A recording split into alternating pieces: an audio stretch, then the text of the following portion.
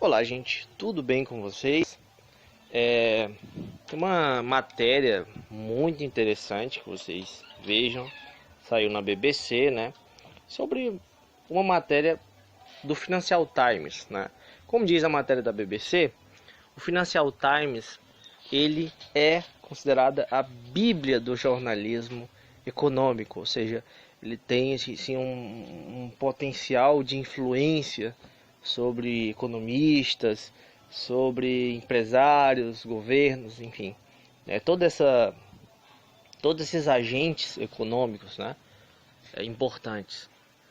E então, matérias que saem lá, como essas, que são matérias bem fortes, né, são importantes da gente ver, para a gente constatar aquilo que a gente sempre diz, né, que eu digo aqui no canal, outras pessoas dizem já há muito tempo, mas que são coisas que não ecoam, assim, a gente não vê eco na sociedade, né? Por quê? Porque o que a gente vê no Brasil, né, tanto da mídia tradicional quanto da maior parte dos economistas brasileiros, é uma postura extremamente tradicionalista, extremamente conservadora, né, vamos dizer assim, nos seus valores e nos seus dogmas, né? Muitas vezes trazendo dogmas do século XIX e do início do século XX, né? Muitos economistas, muitas pessoas aí dessa classe, dessa área empresarial também, né? Então é muito importante a gente ver matérias desse tipo, a gente passa na cara dessas pessoas também, né? Falando de um modo assim bem simples, direto, né? Mas então vamos falar um pouco sobre essa matéria e sobre os principais pontos que ela traz. Primeiro, ela diz que já vários economistas vêm apresentando uma série de problemáticas para o capitalismo, né? Thomas Piketty, que é um dos mais famosos, né? Um dos mais premiados, mais reconhecidos nos últimos anos, escreveu a obra O Capital do século XXI, né, em referência aí à obra de Karl Marx, né, O Capital. Ele vai falar sobre essa questão da desigualdade, né, a questão da concentração de renda nesse capitalismo, né, no atual momento do século XXI, que é uma das premissas que o Marx já avisava, né, essa concentração aí que teria do capital, né. O que é um problema e é uma contradição, né, daquilo que os liberais falam de livre mercado, de concorrência perfeita, que na verdade o que está acontecendo é justamente o contrário. Está acontecendo que os mercados estão virando simplesmente monopólios, oligopólios, né, e barrando essa concorrência. Então é uma das maiores contradições do sistema capitalista, né? Isso é uma coisa que, como eu disse, o próprio Marx falava sobre isso. Então não é novidade, mas infelizmente existem certas tradições, certos dogmas que a sociedade coloca, que muitos economistas também, né, principalmente no Brasil, né, que eu vejo muito no Brasil, principalmente, preservam esses dogmas liberais de uma forma, né, religiosa, vamos dizer assim, né? Então as coisas estão acontecendo, o mundo entra em crise grande, como a crise de 2008, sabe, colapso, e não, mas vai dar certo, sabe? Mais ou menos assim. Então, principalmente a crise de 2008, ela deixou bem claro que a coisa não estava indo bem, que a coisa estava muito mal, né? E a gente está vendo hoje uma série de coisas acontecendo, como o Brexit, né, por exemplo,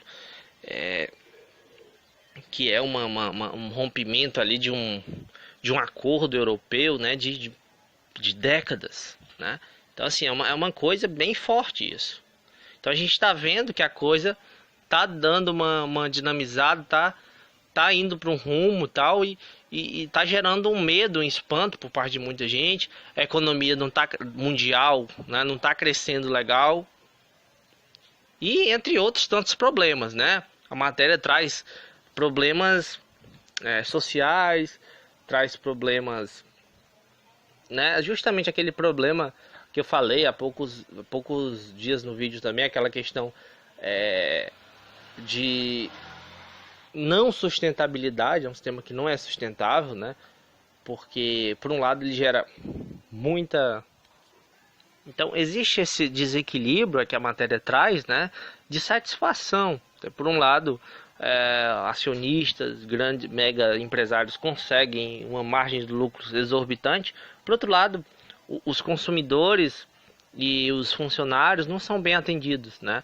Então há todo um desequilíbrio na sociedade, e isso a gente sempre traz aqui, sempre mostra, né? Uma sociedade que na verdade favorece essa pequena aristocracia, né? O que temos hoje é uma pequena aristocracia de grandes mega empresários, né? Que dominam o mundo e que tem a maior parte da fatia do bolo, né? Dividem entre eles, enquanto quase toda a população mundial fica com migalhas, e algumas nem com migalhas vivem, né? A pobreza, a miséria no mundo, em diversos países, né, principalmente países do terceiro mundo, né, que chamava-se assim terceiro mundo, país em desenvolvimento, né, no caso do Brasil, de alguns países da América Latina, no caso de grande parte da Ásia, no caso de grande parte da África, e mesmo em países, né, que são considerados de primeiro mundo, a gente também vê que existe muitos pobres também, né? Então a coisa tá braba, gente. A coisa tá complicada. Um outro ponto que eu acho que é muito importante, e que é uma coisa que a gente sente na pele, que a matéria traz também, é que é o seguinte: há poucas décadas atrás, para você conseguir um emprego médio, um emprego razoável, você tinha um nível médio ali, né? Um ensino médio e tal. Ou se você tivesse um ensino superior, porra, você já estava garantido na vida, né? E agora não. Agora você mesmo com qualificação, com ensino, não consegue nada.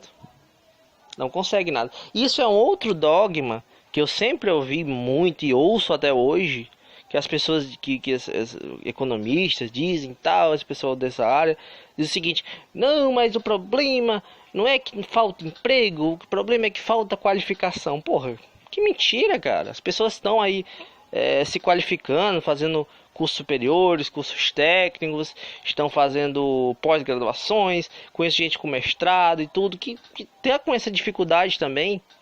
Todo mundo praticamente está com essa dificuldade de conseguir alguma coisa, mesmo tendo muita qualificação, né? Então a gente observa que todas essas coisas que a gente apresenta aqui são coisas reais, são coisas que estão impactando no sistema.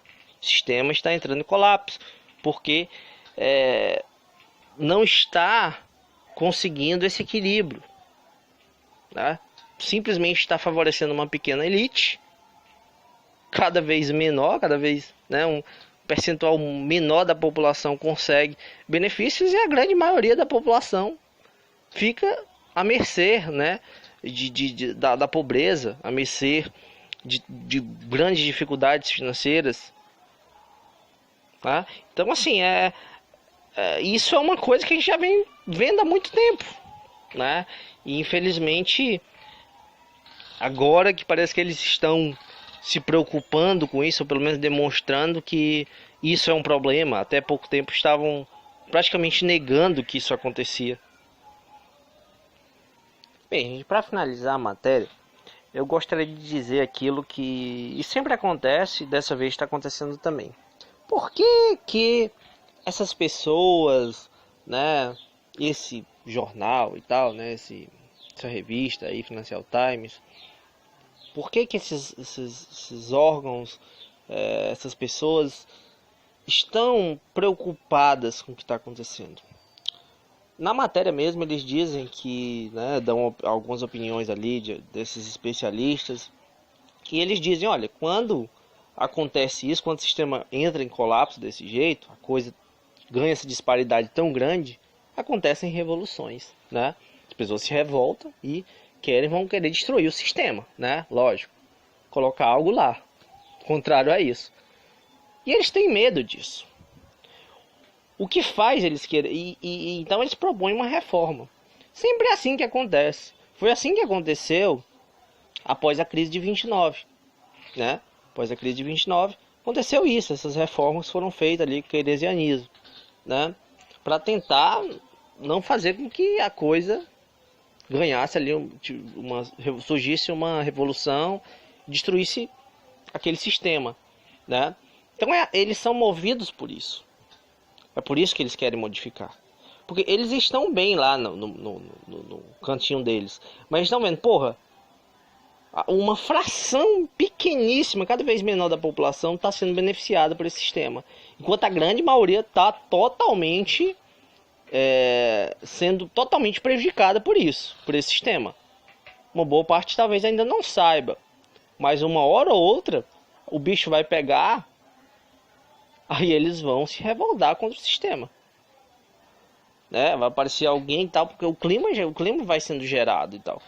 Então, ou eles modificam, eles fazem essas reformas, ou surge uma revolução, né? Essa é a leitura que eles fazem, que deixam bem claro na matéria, né? Então, eles estão sendo forçados a fazer uma reforma, porque a coisa já chegou no nível catastrófico, né? E o sistema capitalista, ele é autodestrutivo. A gente está vendo isso aqui. Se deixar a coisa rolar, ele se autodestrói. Então, vez ou outra, ele tem que tentar um remédio para segurar as pontas, né? Talvez eles vão dar um remédio que só segure as pontas. Essas reformas que eles propõem nunca são reformas que acabam com o problema. São reformas que diminuem um pouco ali durante um tempo e tem um prazo de validade. Tem um prazo de validade. 10 anos, 20 anos, 30 anos. No máximo isso, 50 talvez. É isso. Porque não são reformas estruturais. As contradições, elas permanecem. Então, na verdade, essas reformas que eles propõem nunca são reformas que vão resolver o problema. Não se iludam com isso, né?